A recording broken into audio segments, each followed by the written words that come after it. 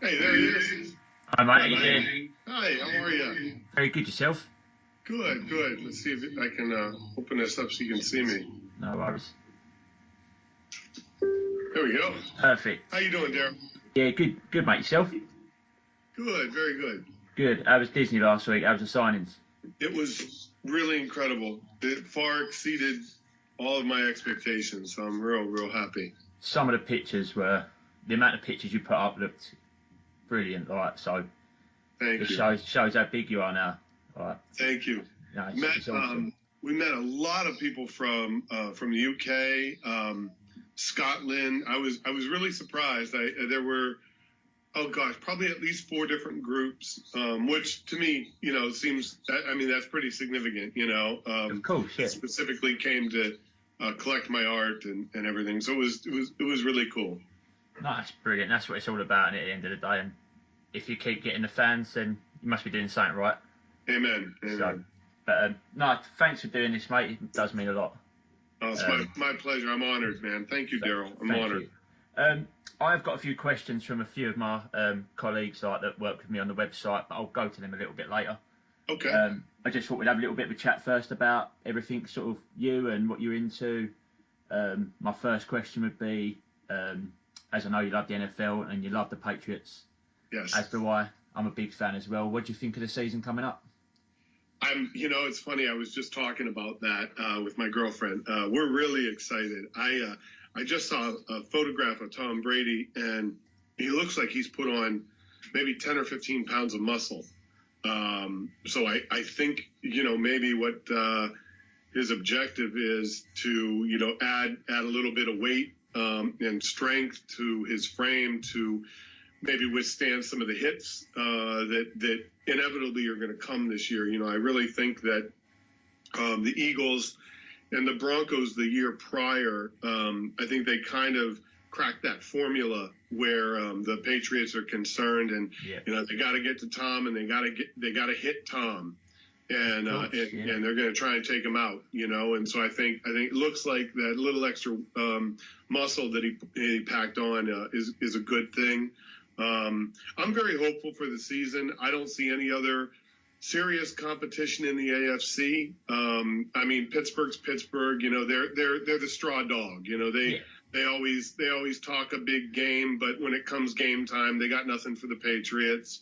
The Jacksonville Jaguars. The young team put on a great show last year, but you know how those things go. It's like popcorn in a popping pan. Sometimes it pops, sometimes it doesn't. I think last year may have been the Jacksonville's year.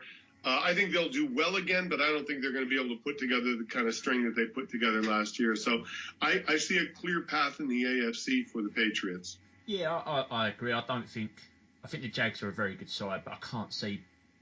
Bortles isn't a very good quarterback in my eyes. Yeah. I can't see him tearing it up again. I agree. Getting them to where they need to be. So, so you're not too worried about no Edelman for the first 4. Obviously, Brandon Cook's going. No, if I had my way about it, I'd sit Edelman until the playoffs. I'd sit Gronk until the playoffs. You know what I mean? Yeah. Let's just get it done without those two. Have those two healthy for the playoffs. I know that that's not realistic, and they do need to season themselves, as it were. But I'm really not worried about Jules not being there for those first 4 games. It actually makes me feel a little bit better that he's off the field and gets a little more time to rehab that knee, because the way that he the type of receiver that he is with the little quick cuts and everything. Yeah. There's going to be a lot of stress on that knee, and time heals. So it's better to see him on the sidelines for those first 4 games and more time to heal. Yeah, no, I completely agree. And obviously without Danny Amendola, Edelman will be big coming into the playoffs. So the lighter we leave him, the better, I believe, as well. Absolutely. I'm looking forward to it. It should be a good year. There was a rookie wideout, a small kid in kind of the same same mold as Julian. And he was a rookie last year. He almost made the roster, but he was a practice squad player. I really think that this kid is going to push for a roster spot this year and turn into a contributor. You know, I played and coached wide receivers, there's just something a little bit different about the kid. I think he has a tenacity to run in that offense that Belichick loves to run, and be a productive wideout in that system. So I think his name is oh my goodness, I can't. His name it's not Connor. I can't recall his name right offhand, but him as a player did stand out for me last year during preseason. So I'm excited to see what the kid does this year. Yeah, no, we need people to step up this year. And do you think Bill will go more to the running game with the rookie running back that we took early? Is it Michelle? Boy, you know, that's a good question. Boy, that's a good question. That's not one I thought about. I think that they'll continue to use the backs in the passing game the way that they have.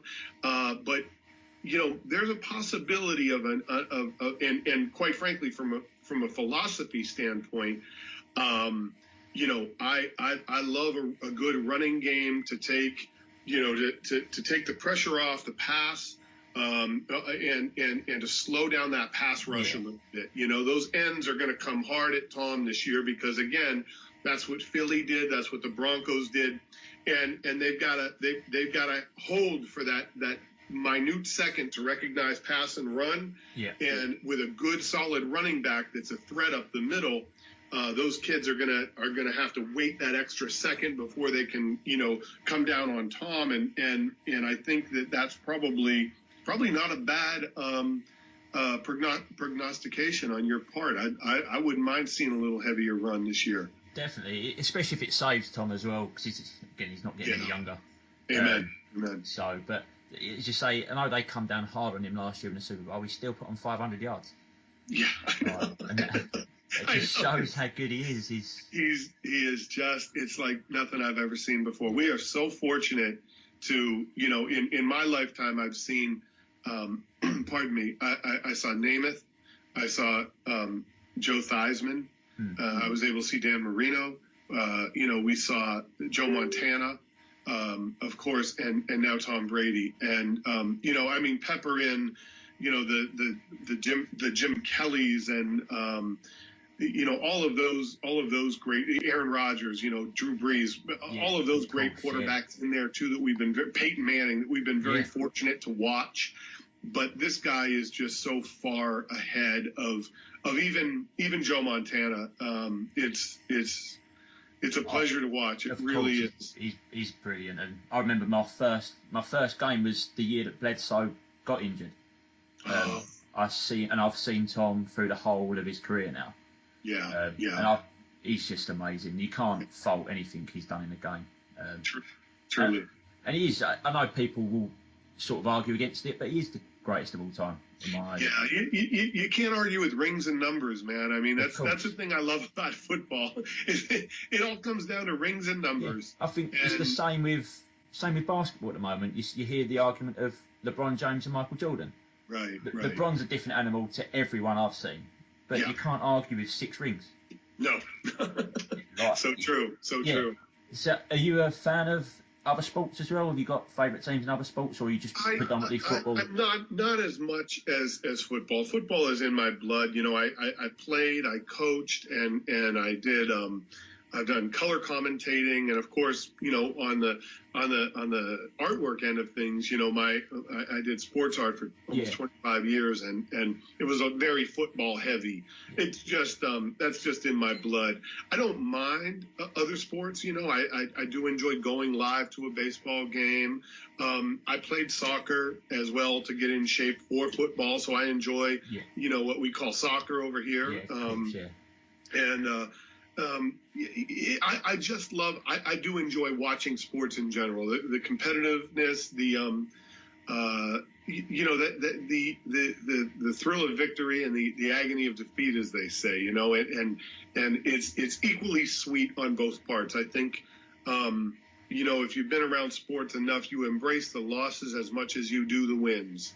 And I think they're great lessons for life, for us that, you know, are not gifted enough to play it on the professional level. Yeah, of course, yeah. You know, those lessons that we learn by playing, you know, academic sports or whatever, collegiate or what have you, scholastic, I think serve you well moving forward in life. So it's always good to see. Yeah, if a game is on, I don't care what it is, I'm watching it. You know. Yeah, I'm very similar. I'll watch anything that goes. But yeah, I agree with you totally. It's sport is in everything. Yes. Right?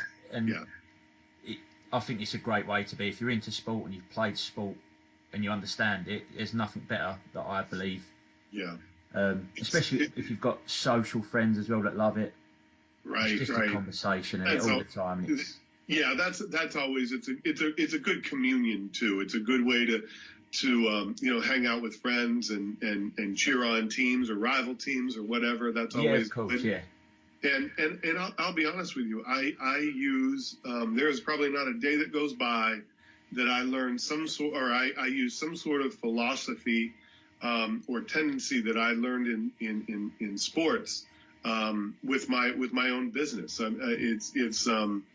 It's very much a part of the fabric of how I run my company. Yeah, well, yeah, that's great. Like, I'm a sports coach by profession, so. Oh, really? Oh, I didn't know that. Oh, fantastic. Yeah, I've been like a soccer coach, qualified for nearly 10 years. I've just got back into doing a lot of PE lessons in schools, and I do a lot of football, basketball. So yeah, it's good, and I love it. That's fantastic. Oh, that's fantastic. Oh, that's great. There's nothing better, man. There's nothing better. I get paid to coach sports that I love, and you can't beat that. If you, no, you can't. It's the same as like you with your art. If you're passionate about something, life becomes easy. Exactly. So, oh, that's very cool, Daryl. Yeah, cheers, thank you. So have you got an opinion on the LeBron James to the Lakers, or? You know, do you think he should have stayed?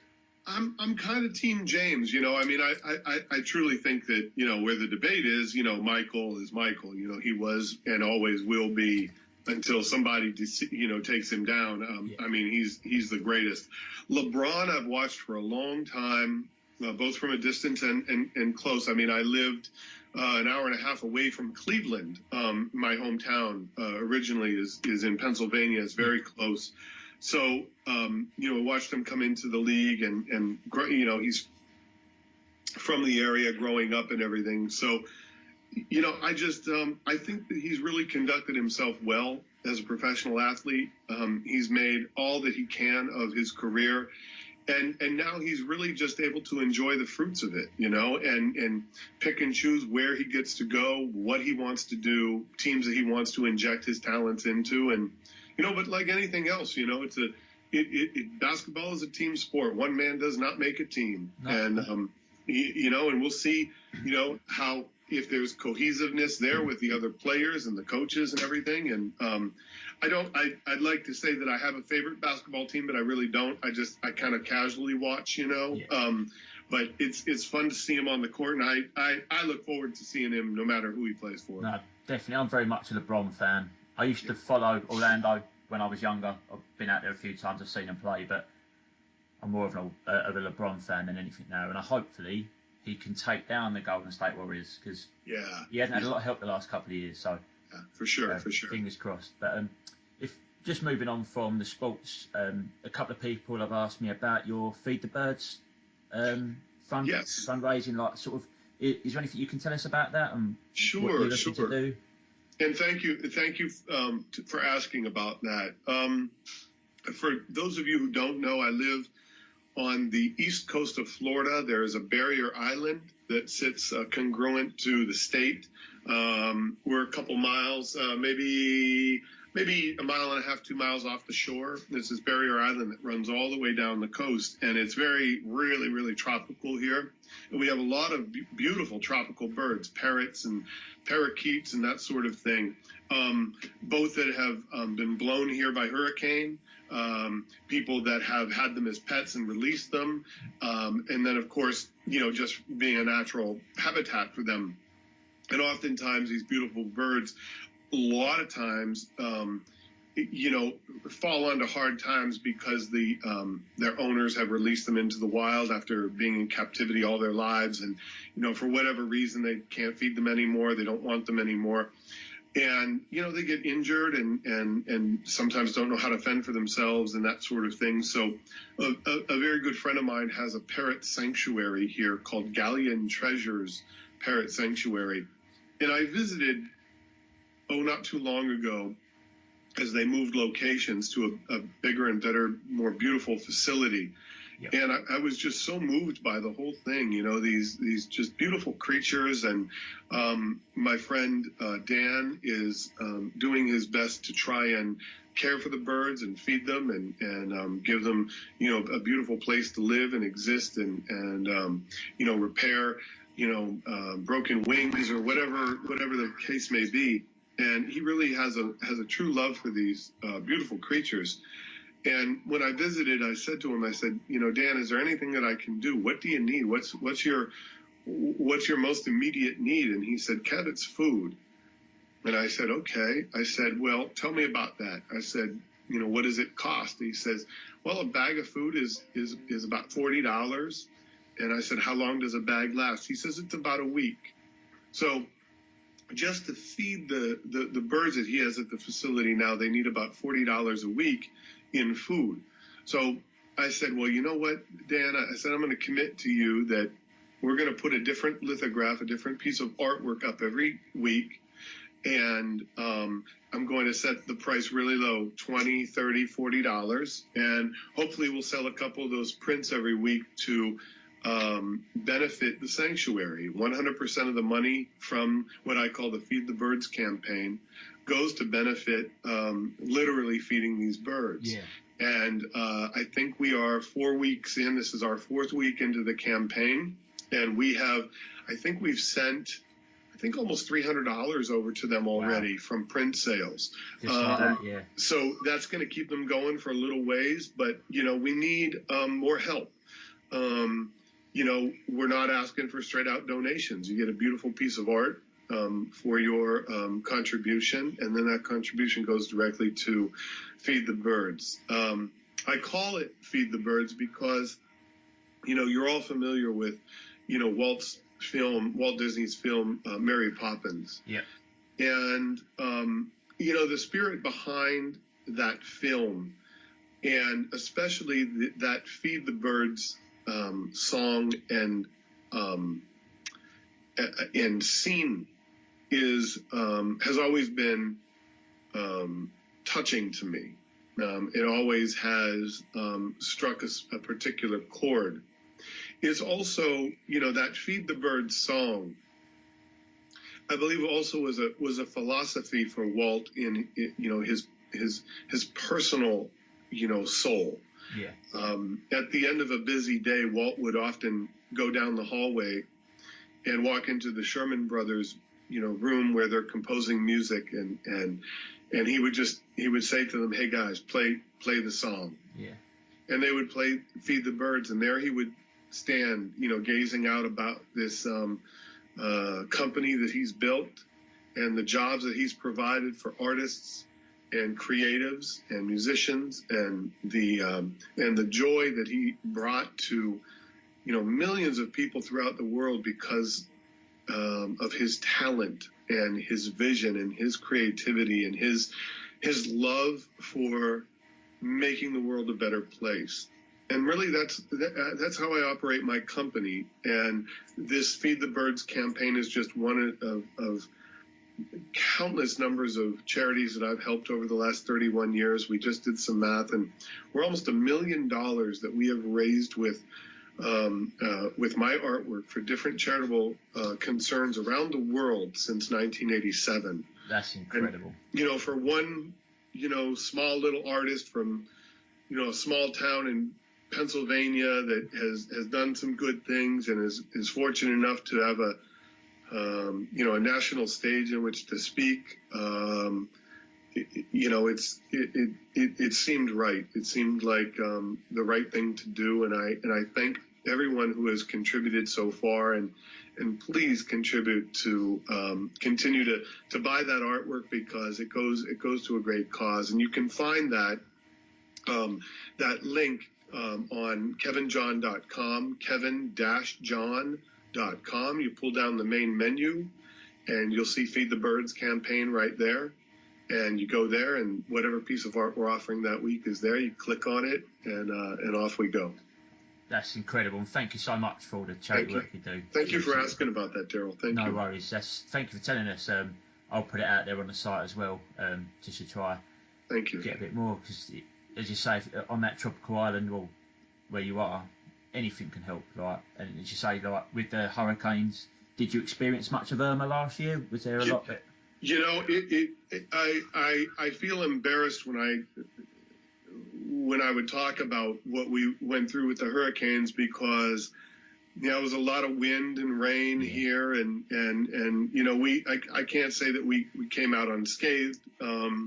However, when you look at what the poor folks down south and in Miami and in Puerto Rico are still experiencing, it's hard for me to even remember what we went through with the hurricane here on the island here outside of Florida, because it just pales in comparison. Yeah, of course. I think we were without electricity for, I think, 4 or 5 days, and I mean that was just nothing compared to what these people are going through. More than anything, I think the world right now, and our country specifically, needs a lot of people to be the best people they can where others are concerned. I had this. You and I were talking before the Skype session here about my signing back at Walt Disney World this past weekend. I had an official signing where folks came to meet me, and I signed their art and that sort of thing. And I met people over those 2 days from all over the world, and it just reinforces to me just what a beautiful, diverse planet we live on. And all of these, I like to describe them as spices that all these different kinds of people from all over the world are, and you get to interact with these folks and talk with them and realize that they're from a place, not unlike you and I. I mean, tell a 5-year-old Kevinjohn that someday I would be communicating with someone across the ocean about my artwork, and it astounds me. And I think, and I love learning more. That's why I asked you about your community and where you're calling me from and everything, because I love to find out more about these fascinating places. America, we have a beautiful place here, and it's a gorgeous country with beautiful people, very diverse. But we're not the only place on the planet. No, and of course, of course. I relish meeting people from all over the world. It's completely fascinating to me.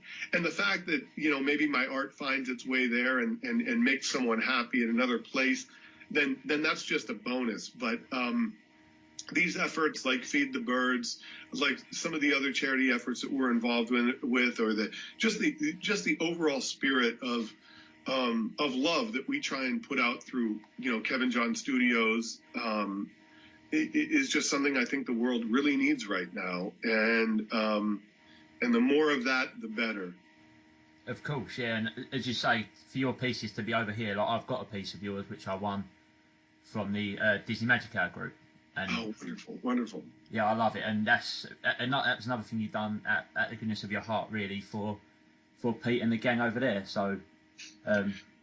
Peter and Melissa are great friends. I think they do a wonderful job with their podcast and just their coverage of not only Disney but film as well. Yeah. I'm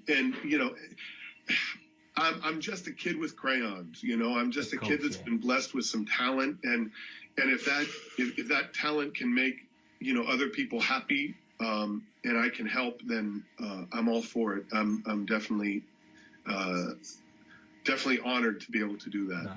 No, definitely. And as you say, Pete and Melissa do a great job, and again over there, they got me through quite a difficult time of my life. Oh wow! I went through quite a bad stage of depression, and got back into Disney. I went to Walt Disney World in 2015.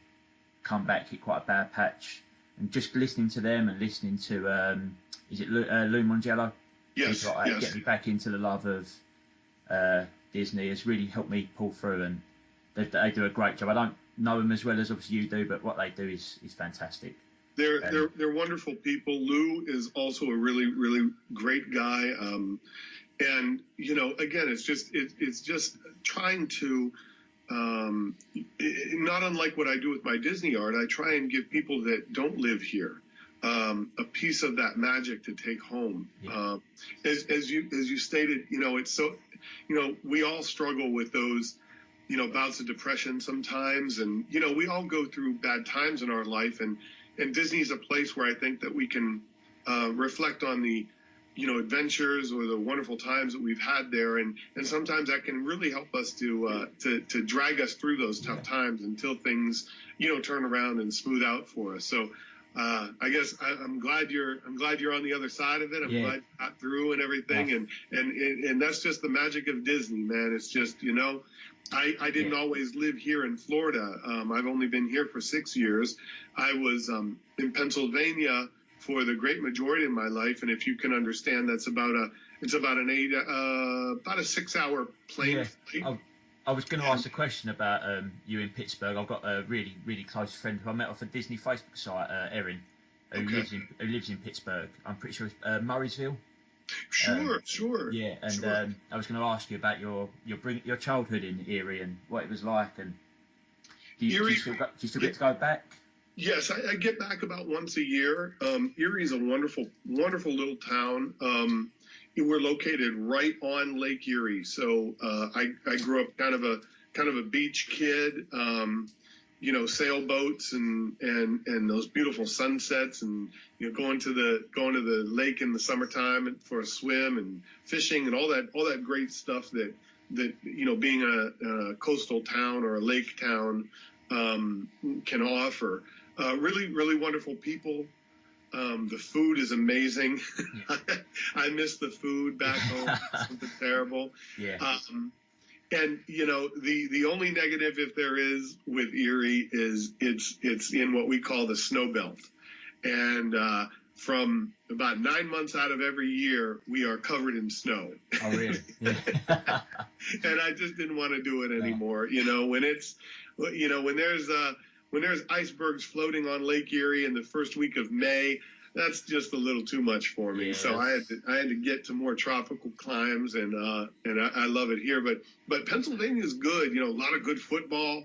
A lot of good football in Pennsylvania, and beautiful change of seasons. There's nothing more beautiful or better on the planet than autumn or fall in Pennsylvania.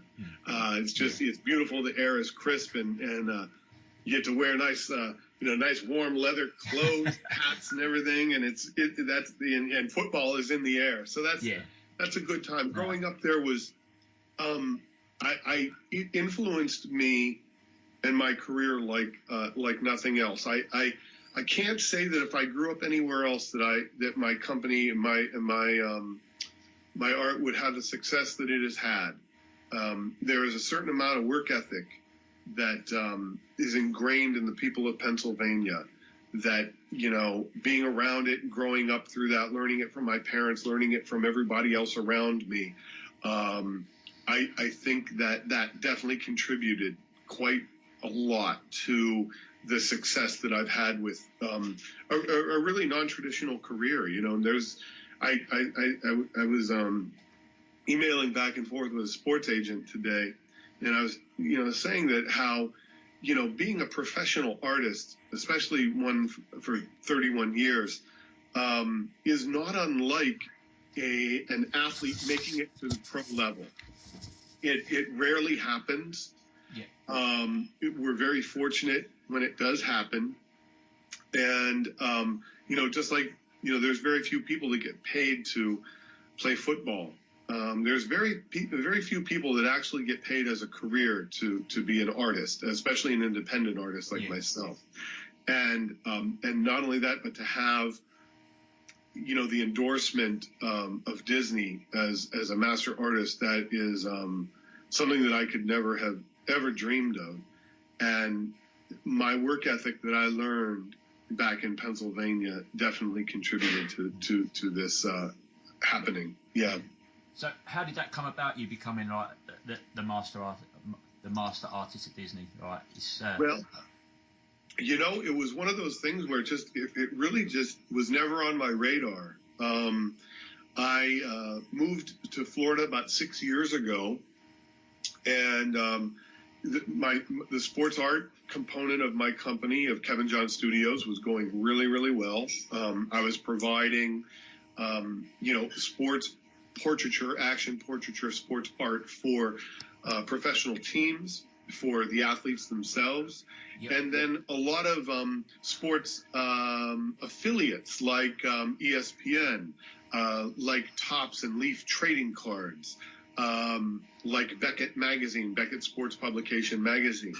They would, utilize my images and hire me to create art for them. And that was going really, really well.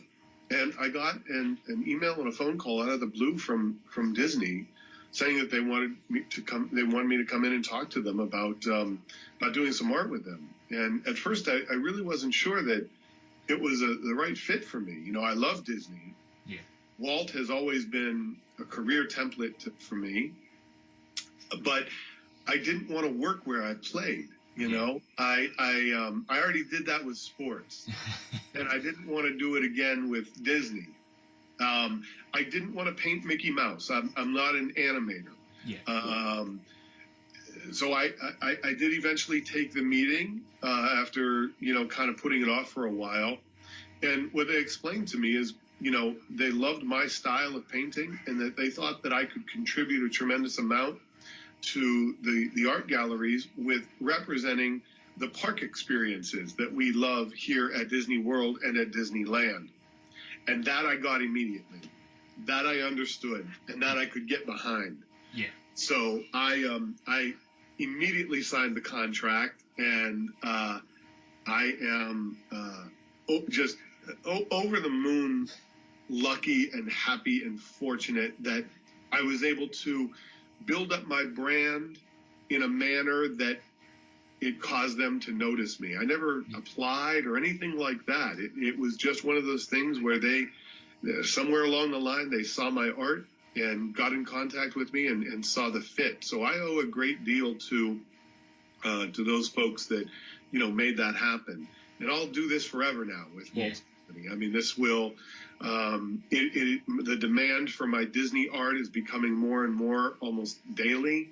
The company has asked me to, they've honored me with the opportunity to create the signature art for the Epcot Food and Wine Festival for 2018. That art will premiere here in a couple of weeks. You can't get much better than that. No, really.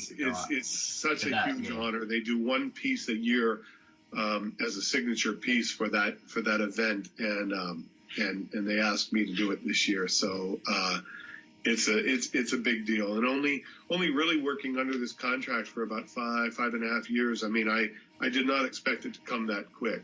Yeah. I think that's an interesting lesson. I think that if I can send that out to young people, to artists, or whatever type of career you're pursuing. I was almost 26 years of being a professional artist before I received what I consider my dream contract. Yeah. You're not going to, it's very rare that lightning will strike immediately and that you will have all of your wishes and hopes and dreams come true in terms of your career pursuit. It is a winding and bumpy and rocky and tragic road oftentimes. And it's only the strongest and the most dedicated that I think see the fruit at the end. And I hear a lot of, especially when I do appearances, I hear a lot of questions from, artists that say, well, how do I do what you do? How do I get in with Disney? How do I, how do I become a famous artist? That sort of thing. And, the fact of the matter is, do you have about 20, 25 years? I think that the long game is overlooked too much, and folks expect it to happen so quick. And in most cases, I don't think that it does. It has to be earned. And sometimes you earn it with talent. Sometimes you earn it with luck. Sometimes you earn it with being at the right place at the right time. But most of the time, I think you earn it with hard work. Yeah, of course. Hard work and sacrifice. There is nothing, no more better elixir than that for success. I have forgone and sacrificed a lot of things in my life. I don't have children. I made that decision because, this is my child. My career is what I have been dedicated to since the time I was 17 years old. Yeah. And, a lot of people aren't willing to make some of those sacrifices of foregoing the other pleasures of the world to see their dream, their true, real dream and desire come true. And so that I think if I have any advice to people out there that are listening to this, it's that give yourself time. Don't expect it to happen right away. If it does, great. If it doesn't, keep working at it until it does. And it may take 25 or 30 years sometimes. But let me tell you, I'll be 50 years old in February.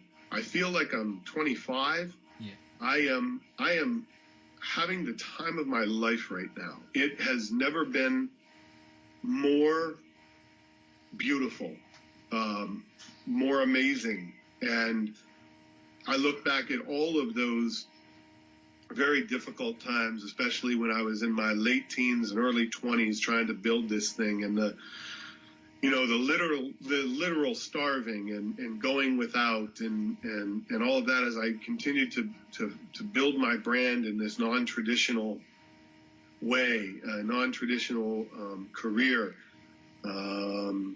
I look back on those and I'm very fond of those events because they all put me here in this place talking to you, Yeah. No, that's great. And as you say, the hard work totally pays off. For sure. Put it in, and as you have, and to get where you are today, and you say it's your dream contract at Disney.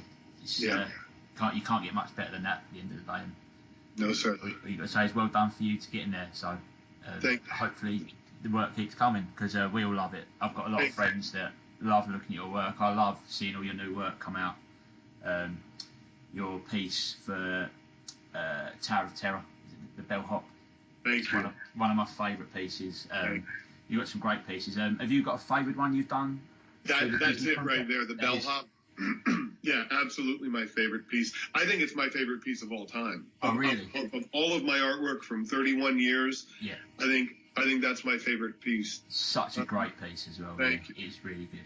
1998, I came to Disney World for the first time on my honeymoon. I was just under 30 years old. Yeah. And it was my honeymoon, and I walked up that path through that winding garden, and you hear that melodic music echoing in the back, that old jazz, those old standards playing way in the distance, and that ghostly, kind of chronos that they have, and walked into that lobby of that hotel. Yeah. And everything is just frozen in time, I mean, the ride itself is great. One of my favourite rides in the whole world. I could and have spent hours just around and in the building itself. Yeah. I have never seen an attraction so steeped in as many delights of the eye, completely steeped in immersion in the experience. You know, I mean, the details are incredible in the storytelling.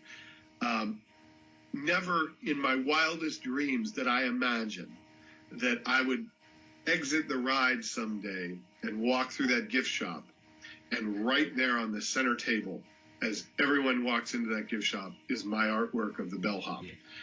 It's just, we were there last night. My girlfriend and I were just there last night taking photographs for a new piece that I'll tell you about in a second. Right. And we probably spent, I don't know, 45 minutes or an hour in that gift shop, just walking around, looking at the other products, enjoying the artwork, watching people's reactions when they see my art, you know, that sort of thing. It is a thrill among thrills. So we were taking photographs last night. Right, okay. Exterior photographs at dusk of the tower, because in January of this year, I will premiere the new Tower of Terror piece. It's an exterior painting. Right. And that'll premiere at the Festival of the Arts at Disney in January, and it will really hallmark the 25th anniversary of that attraction coming up here in 2019. Yeah, I bet you can't wait to do that as well. I can. I start working on the concepts later on this week, so I'll share them out on my Facebook page for those of you who want to link. You can link directly to my Facebook page, follow along through my website. You can find the little Facebook icon, click it, and follow me on Facebook there, and you'll be able to watch this artwork come alive as I develop it. Awesome. So, do you get to go to Disney much anymore? Like, to actually experience it as a fan still? Oh yeah, oh boy, that's a good question. You know, we for work we're there probably once a month. You know, either that's for an event or a signing or you know, something related to my work.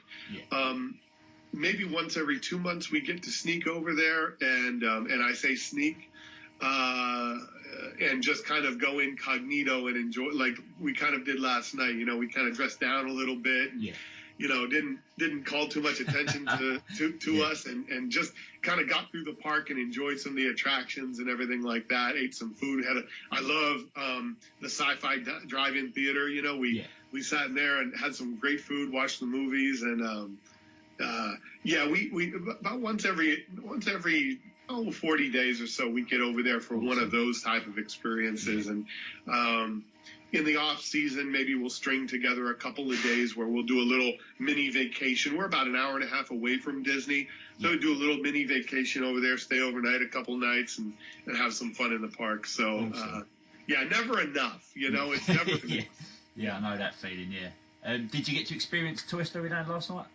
No, you know, we didn't. And just because we were there for just a couple of hours, and it was a little overcast and a little bit rainy, and I had some things I had to do for work. You know, I had to take those photographs, and that experience is one that I'll have here next month. I think we have a VIP experience set up where we can go in and kind of enjoy the thing without a lot of crowds around and everything. And that's when I'll get a chance to experience that for the first time. Galaxy's Edge, that's the one I'm waiting for. That was the next question, because that's a big. I haven't been since 2015. Me and my girlfriend went, and we were looking at going next year for Galaxy's Edge. Wonderful. Star Wars is a huge love of mine, but I think we're going to put it back till 2021 for the big celebrations. Oh, that's great! Great idea. Yeah, because obviously with all the stuff that come out at D23 last year with Tron and the Ratatouille ride and Guardians of the Galaxy, there's no point missing a lot of it if we can just go in a couple of years' time. So that's sort of the plan, to try and hit it all in one big hit. But for sure. Yeah. So you're looking forward to Galaxy's Edge? Will you get over there quite early on next year? I can't talk a lot about it, but yeah, I'm excited. Awesome. Let's leave it at that. We'll leave it at that. Perfect. I can't wait to see it. Just even just the videos and the vlogs of it will be. It should be incredible. It really should. The models look like nothing I've ever seen before. I mean, I'm the Star Wars generation. I'm 50. I was in 3rd grade when A New Hope came out, and it changed. To say that it changed my life is an understatement. So I'm extremely excited about. I thank my dad for getting me into it. He's sort of the same generation as you, and he's got me into it. I love it. So what did you think? What do you think of the new trilogy and Episode 8? Was you a fan of the episode or? Boy, I think that they did it justice. I really do. Boy, those first 3 films, meaning New Hope, Empire, and Return, are they're hard acts to top. I mean, that is lightning in a bottle. It's a once in a, not only a once in a lifetime type of thing, but it's a once in a several generation type of thing. It's hard to replicate the feeling and the emotion that we as what I consider my generation, the Star Wars generation, it's hard to replicate that. Yeah. I think that Disney did it great justice. The Luke Skywalker component, I think that they did right by Luke.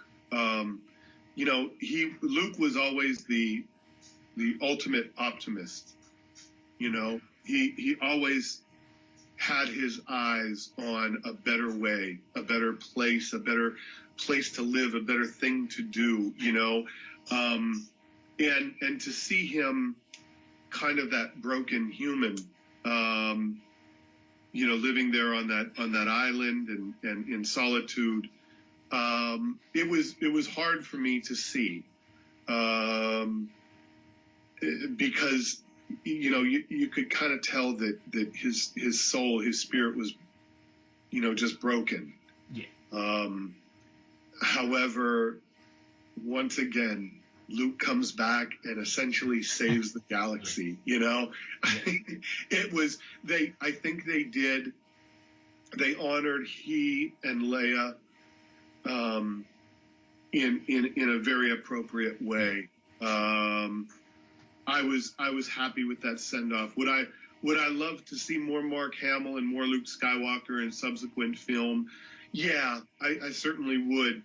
But being that probably won't happen, I feel good with the way that it was wrapped up. I feel very good about that.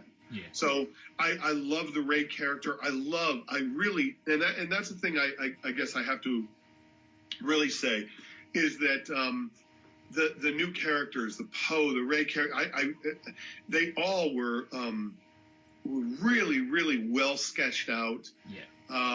The camaraderie and the heroics that they have and that they possess, and the passion for the cause is not unlike Luke and Leia and Han and Chewbacca and the droids. And I really think that they did a wonderful job kind of bringing in that next generation of rebel heroes. Yeah.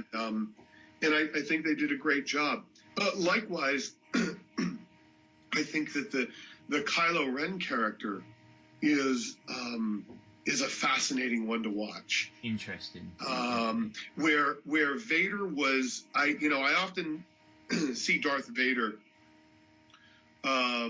much like a Michael Myers or a Jason Voorhees type force. Just moving forward with blind ambition, with with a ruthless slaughter. And this Kylo Ren character with his constant inner struggles, I think is something that maybe we all can relate to. We all struggle with the better or the worse halves of ourselves every day. And which side are we going to give over to? Which side are we going to be that day? Are we going to be the best people that we can be, or are we going to be that dark side of ourselves that we all have as humans. So I really love the complexity of that Kylo Ren character, and I think the voice, the actor, I think Adam does a fantastic job. Really difficult role to play, and I think that boy, I'm gonna love having that character around for subsequent films. Yeah, no, I thought it was brilliant, and to leave obviously Leia and Carrie Fisher as they did, I thought they'd done it perfectly. Yeah, She's going to be such a huge miss in Episode 9. Yeah, for sure. And just in the Star Wars universe, she's going to be a huge miss. So absolutely, they've done that. They've done that brilliantly, and you can't ask any more of them.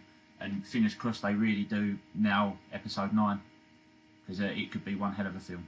Absolutely, can't wait. It should be brilliant. Yeah, it's just a shame that it's still over a year away.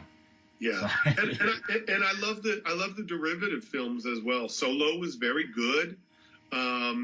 Very dark, had me on the edge of my seat the whole time. I thought it was good. The actors were really solid. All the derivatives that I've seen are really good. I like they're using that Marvel type of mold with this, and I mean, I'm excited about a Boba Fett movie. If that happens, and no, definitely. I haven't seen Solo yet. That's summer to watch this. We've been quite busy. It's very good. It's one that moves very fast in the beginning, but you'll fall in love with it right away. It's a good film. I wouldn't put it up there with Empire or anything like that, but it's a good derivative. Feeds my appetite. Feeds my appetite. I'm really hoping they do an Obi-Wan film. I think they. Oh my goodness, for sure. So good, and it has to be Ewan McGregor. He'd have to play it. I agree. It'd be so good, but fingers crossed they do that sooner rather than later. So, yeah. Are you also a big Marvel fan? Obviously, with Avengers: Infinity War just come out. I am. I was not a real big comic book kid. I had comic books, and I had Star Wars, and I loved Batman. But I wasn't. I love the art. I will shamefully say that I read very few comic books. I looked at a lot of comic books. So I wasn't intimately familiar with a lot of the Marvel stories. I knew the characters, but I really didn't know the stories. And I saw Iron Man.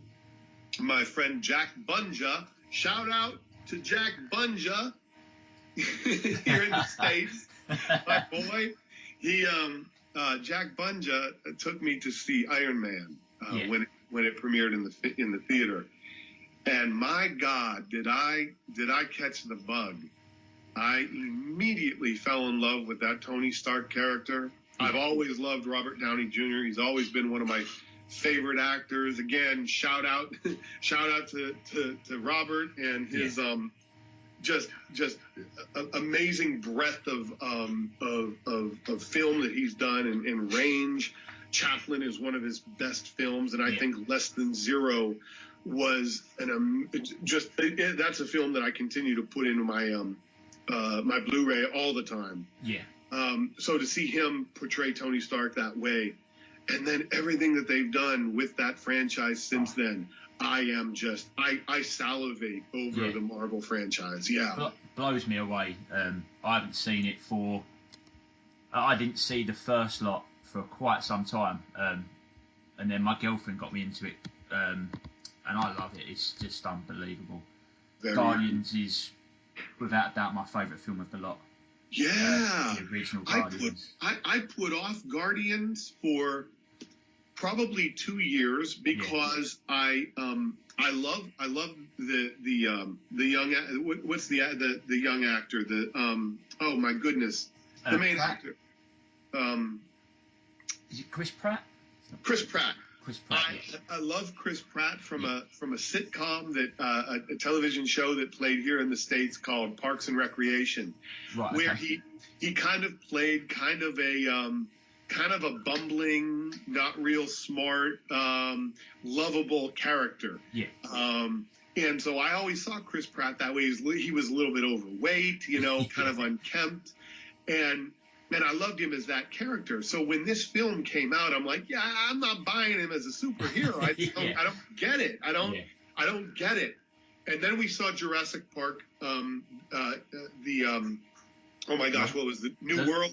The Lost World, New World. Lost World, right, right. The first one, the first Jurassic Park that he was in. Yeah. And I'm like, wow, this kid, he's making me a believer. I don't see him as the other character. I see him as the character that he's playing, and I dig it. I can get behind it. Yeah. So then when we finally saw Guardians and Guardians 2, I was like, man, this is dope. This guy is hilarious. He's very heroic. I definitely see him in that role. Now, I'm not real happy about how he handled Thanos and that whole, thing with this last Marvel film. I mean, I think he should have just cut the guy's arm off or something. But completely agree, take the glove, my brother. Take the glove already. Cut his arm off, something, right? Done. Yeah, don't try and lullaby him or whatever. But but I know it's film. It's the way of the movies. But yeah, I dig Guardians, man. Yeah. Good stuff. Even Doctor Strange. That was a great film. I'm looking at that character, and I'm like, that looks like it might be the most boring character or superhero ever. Yeah. And we watched it on Netflix or something like that, for free. Yeah. And I was like, man, I can get behind this too. And he played a huge part in the last one as well, didn't he? He's going to be a big part, Doctor Strange. Yeah. Yeah, they've got the golden touch where Marvel is concerned too. So Disney they are doing all the right things right now. They're flying at the moment, even with their other films. So Incredibles 2's just come out here. It premiered Friday because of the World Cup, and that has just rocketed this weekend. Yeah. I know it done really well in the States as well. Stuff like that, Pixar, Toy Story 4 coming out next year. Yeah. Mary Poppins in December. Disney can't go wrong at the moment, and no, they're only going to go from step to step as well. So yes. Mary Poppins. Going to be completing my Mary Poppins painting this weekend. Now I don't know when you'll broadcast this live, but maybe you can edit this out if it doesn't pertain. But I will be finishing my Mary Poppins piece this coming weekend. And people will be able to come and see that and enjoy that on my Facebook page, and then be able to grab them as they are available. Perfect. I'll hopefully have this out sort of tomorrow or Friday, depending. Oh, wonderful, great. So I've been letting sort of people know that it's been coming, so people are excited. Great. That's going to be very, very, very, very, very limited. Yeah. So the lucky ones will be able to possess one of those, and that'll be that. Awesome. No, it sounds great. So just a couple more things. With Disney, and you've said you've always been a lover of Disney. Have you got a favourite film or a favourite character through the Disney world that you've always sort of loved from the beginning? Well, for me, it's always been about Walt. Yeah. It's always been about Walt. I've loved the films. As far as a favorite film, I think Lilo and Stitch. I think it was one of my favorite. I love the old Adventures of Mr. Toad and Ichabod Crane. The Sleepy Hollow Headless Horseman is, I think, my favorite Disney character, if you will. But for me, it's always been about Walt. It's been his vision, his philosophy, his creativity, his imagination, his work ethic, just the the entire package that was Walt Disney. From the time I was very young, watching I was born in 1969, so the wonderful world of Disney and the Mickey Mouse Club and those things was still being played and were still consumable here in the States when I was very young. So I had this instant attraction to Walt and fascination with him. So for me, it's all about Walt Disney. Yeah. So with as you say, you were born in 1969, so the Renaissance with all the big films was around sort of your 20th birthday. Was you still into the films then? Do you remember watching the films for the first time? Little Mermaid, Beauty and the Beast, The Lion King. I believe the first Disney film that I saw, the first cartoon, animated, was either Snow White or Pinocchio, and I would have seen that at a drive-in movie theater with my mom and dad. And then I remember specifically the first non-animated Disney film was Old Yeller. Oh, okay. I remember seeing that. I was very young. My aunt Anne Marie took me to see that. I was probably 3 or 4 years old. Yeah. We saw that in a theater, and I've been hooked ever since. I consume them on a pretty regular basis. Some of them make me cry too darn much. The Pixar movies make me cry too darn much sometimes to watch them. I gotta be in the right mood because at some points they can, they can get to you there and get me derailed from my mission. Yeah, definitely. But yeah, I love the films. I think that there certainly was that golden age, and then certainly the revision of the golden age in the 1990s with. Yeah. Beast and with Mermaid and Aladdin and all of those great films in the 90s. And then now I think, Pixar is doing wonderful things, and there's so much Disney out there right now to consume. It's hard to, you can make it a job just watching, Disney company films and television shows and everything right now. Yeah, definitely. As you say, with obviously the 1990s, which I was born in '89, so I got to see them firsthand growing up. Yeah. So like The Lion King and Aladdin and Toy Story. But even going through sort of another, not a bad patch for Disney, but in the early 2000s, hitting again with Frozen and sort of Moana, just shows that as a company they just keep progressing, and there'll always be films, there'll always be Disney films. Yeah. And it's all it all comes down to, this is the thing that I love about this company. It all comes down to the artists. Yeah. This is a company about art, that's built on art, that's powered by artists, and as the artists go, the company goes. As the artists go, the film goes. And when there's really good talent being able to do what they do, and not shackled or chained in at any point, when they're allowed to be their creative most awesomeness, then I think that's when we get the products that we've seen over the last maybe 15 years or so. Yeah, definitely. I've just got two sort of last questions for you. So you've obviously been to Walt Disney World and you live quite close. Have you visited any other of the parks? Or have you got plans to visit them all at some point? I've been to Disneyland. I was to Disneyland as a very young boy of 10 years old. I remember it like it was yesterday. It influenced, and that was the first Disney park that I was ever to. Yeah. It made an impression upon me like very few other things. I'll be returning for the first time in October. I can't wait. Awesome. And as far as the other parks around the globe, I think that if I've kind of made a promise to myself that when I start creating artwork for the other parks globally, and that's when I'll visit. Yeah. I want to earn that. Yeah. And I'm hoping within the next 5 years I can achieve that. Awesome. No, that'd be amazing. I've only visited Walt Disney World, and I've been to Euro Disney, well, when it was called Euro Disney. Oh, cool. Yeah. We're hoping to be back there at some point in the next year to experience what that's like. Nice. Hopefully I'll get to visit them all as well. So fingers crossed. But the last question from myself would be, I know you done Halloween Horror Nights last year with Pete and Melissa. Yes. How was it? And are you planning on doing it again? I got to tell you, I didn't. I was not. I was kind of skeptical, because I'm not much for the type of haunted houses and things. Like we have a lot in the States here. A lot of Halloween haunted houses and haunted experiences pop up during our Halloween time, and it's a lot of kids in rubber masks screaming in your face in dark rooms. Yeah. Not much more. Yeah. And that doesn't do a lot for me. I also don't like gore. I love horror films. Absolutely love horror films.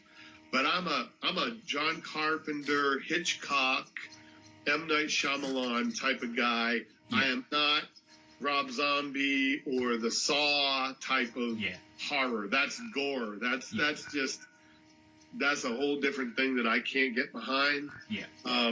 So I was really skeptical what I would see over there.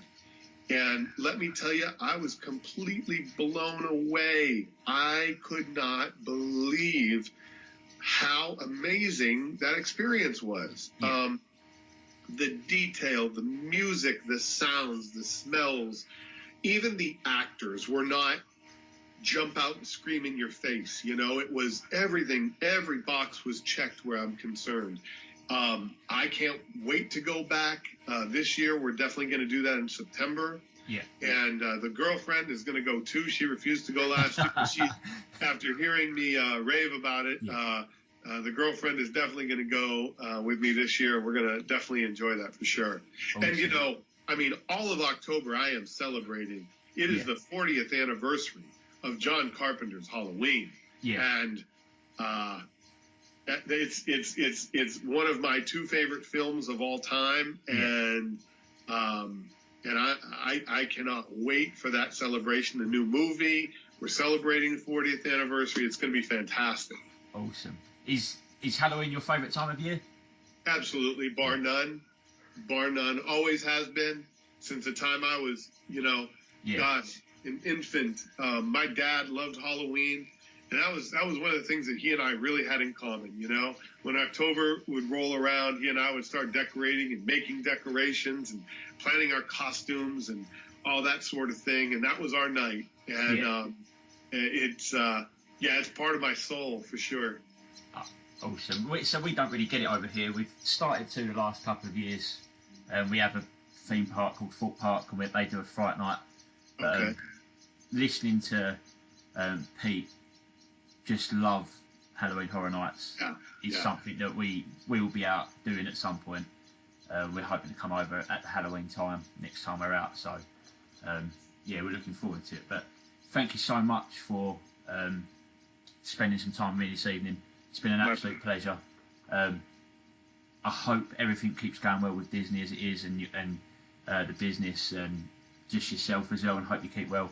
And it does really mean a lot to me that you've come and spent some time with me this evening. So thank you, Daryl. I am honored, and more so to the folks that are listening, you know, across the pond, as we say. Yeah. I am so grateful. I have a pretty decent fan base over in the UK. Yeah. And I am very, very grateful to you. I hope someday soon to get over and be able to enjoy your country and your food. And my cousin lives there now. She married a Brit.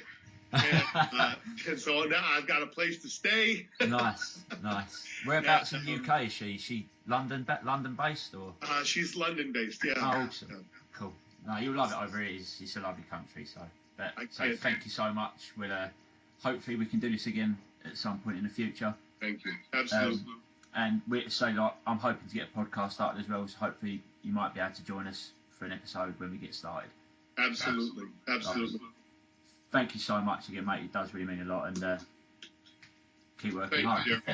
Thank you so much, man. You have a wonderful evening, or I know it's probably late over there. Thank you, and we'll chat soon. Let me know when and if this goes up so that I can share it out with my people too. Yeah, of course. I'll send you over what I'm going to put in so you can check it over. Just make sure everything's right for obviously yourself. Awesome. And I'll send it over before I put it onto my website as well, and then we can go from there. Awesome. Thank you, Daryl. Lovely. Cheers, mate. Thank you so much. Have a nice evening. Cheers. Cheers, mate. Bye-bye.